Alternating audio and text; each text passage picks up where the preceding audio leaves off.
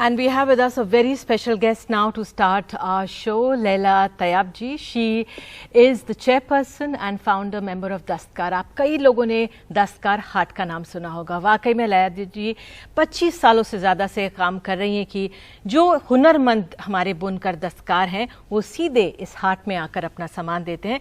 Laila ji, thank you so much for taking out time, and we have seen due to this pandemic the life and the stress these weavers and artisans are going through. कितना बदलाव आया है? आप इतने सालों से इसमें लगी हुई हैं, ज़मीनी स्थिति क्या है?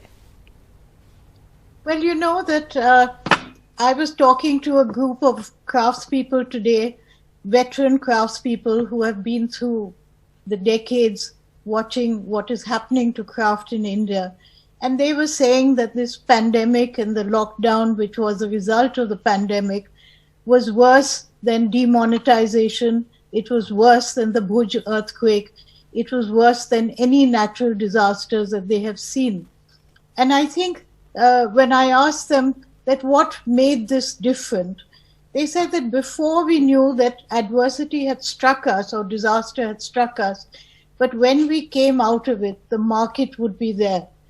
And the market was there waiting for us. I think today the problem is that craftspeople really wonder what the market is going to be like even when the lockdown and the pandemic goes away, because the economy has been so badly struck and people's purchasing power is so much less. And of course, the tragedy is that craft is not a priority. It is not the thing that people rush out to buy. And I think that that is what we have to change if we want something to change for craftspeople today.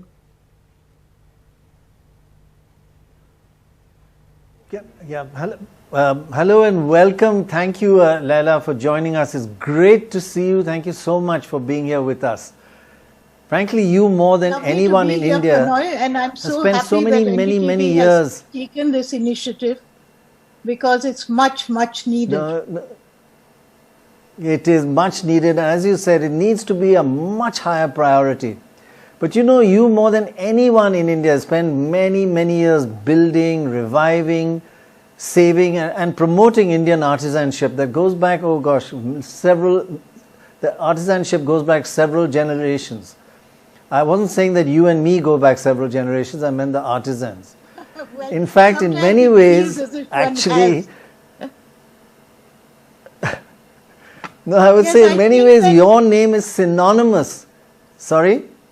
No, you say. Okay. I was just saying that your name is in fact is virtually synonymous with the movement to save our handloom heritage. And you've traveled across India, the length and breadth of India. I just wanted to ask you practically, what steps should be taken to kind of ensure the survival and give a better livelihood of to our artisans, our weavers and craftspeople who deserve it? We're not doing them a favor, we are just so far treating them appallingly. And they're globally recognized as to be outstanding. So how do we give them what they deserve? Well, I think that really craftspeople's strength is also their weakness, because they are, after all, they are part of our culture, they are part of our aesthetic, but also most importantly, they are part of our economy. But I think that this always sort of slips past, because craftspeople have always been there over the centuries, and we tend to take them a little for granted. And where today, whether they are economists or bureaucrats or politicians or whoever are debating the directions that India is going to take, somehow craftspeople get left out of that. And we feel, oh, they'll always be there, or this is a very primitive kind of activity. It's sort of when India is marching into the 21st century and trying to catch up with the whole technological world, that craftspeople, do they have a part to play? Should they just be subsidized for the duration? How do we do it? And to me, this is the most short-sighted thing, because actually the craft sector and the handloom sector are the two areas where India has something that no other country in the world has. And while we're sort of rushing to catch up with the rest of the world in so many directions, we have this wonderful asset and we should be investing in it instead of just assuming that it will always be there. And one of the phrases which really gets my goat is when you talk about investment in the sector or some calamity that has struck the craft sector, you're always told that, oh, craftspeople are so resilient. You know, the sector is very resilient. Right. I think that we have to stop saying that, and we have to think that if this has survived and has to survive, right, and has to continue but to Ms. be Tyabji, let me ask you, Vishnu here, and let me ask you, Ms. Tyabji, one question that comes to mind.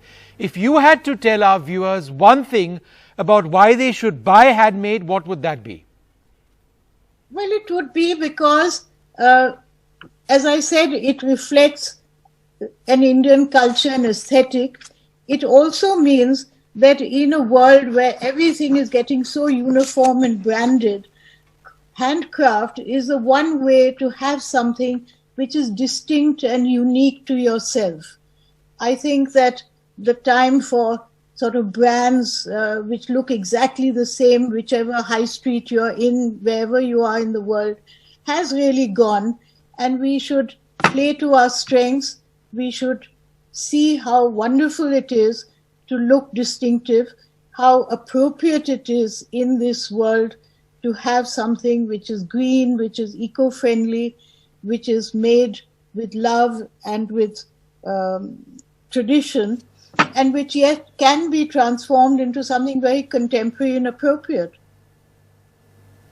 Yeah, I think that's exactly the point. And Vishnu, your question is really valid. It's not why we should buy it. It is just a wonderful, wonderful products. They should scream out at us. But you know, the marketing by mass marketing by corporates and advertisers don't really let us see enough of this wonderful, and as Leila says, unique aspect of high quality in India. So it should come naturally to us. They need a bit of a step up and help, like we help every sector, and perhaps help them a little more than we do other sectors, but it's exactly the opposite. Things like packaging, promotion, sort of presentation, of course R&D and design development, because consumers' lifestyles have changed and we need to create things which are functional and appropriate to those lifestyles. But we need to actually treat it like any other sector of the economy. We have to invest in infrastructure, we have to invest in skilling, we have to invest, as I said, in packaging and promotion. Right. And I think we just don't do that. I mean, there's absolutely no reason But Leila ji, let me tell you what I can share with you right now, what we can share with you right now. And this is going to make you happy, because it certainly makes us happy. Before we go to our next panelist, we are very happy to announce that Optum India has pledged 28 lakh rupees in support of Handmade in India. In the true spirit of Diwali, Optum India members will receive handmade gifts. Now, conventionally Optum would celebrate with sweets, but this time they are celebrating the festival with India's artisans. Pranoy, isn't that absolutely wonderful? Fantastic. I mean, we should all please come forward and use this opportunity to use the handloom sector and give gifts of handlooms of various types or artisan works of different kinds for Diwali. And for any gift, it really is a great idea.